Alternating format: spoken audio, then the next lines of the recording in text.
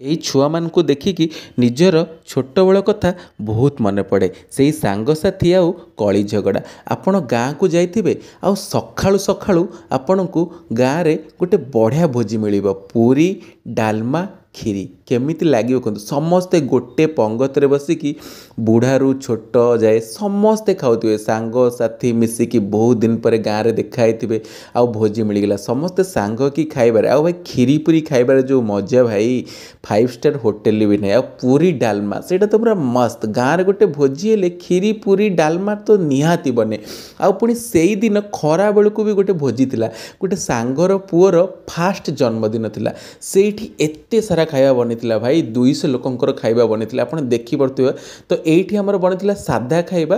ଆମ ସେପଟେ ଗୋଟେ ଧୋକାର ଗୋଟେ ତରକାରୀ ହୁଏ, ମାନେ ଆଉ ଏଇଠି ହେଇଥିଲା ଗୋଟେ ମିକ୍ସ ଭଜା, ଆଉ ତା ସହିତ ଏଇଠି ହେଇଥିଲା ଟିକେ ଖଟା ଆଉ ଭାତ ଡାଲି। ଏଇଠି ବି ସମସ୍ତେ ଭାଇ ସମସ୍ତେ ସାଙ୍ଗ ହେଇକି ବସିଥାନ୍ତି। ବୁଢ଼ା, ଜେଜେବାପା, କିଏ ବଡ଼ ବାପା ହେବେ, କିଏ ଭାଇ, ଦାଦା ସମସ୍ତେ।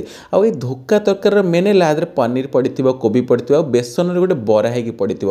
ଆଉ ସେଇ ସେମ୍ ପତ୍ରରେ କ୍ଷୀରି ଖାଇବା, ସେଇଟା ପୁଣି ହାମ୍ପୁଡ଼େଇ ହାମ୍ପୁଡ଼େଇ।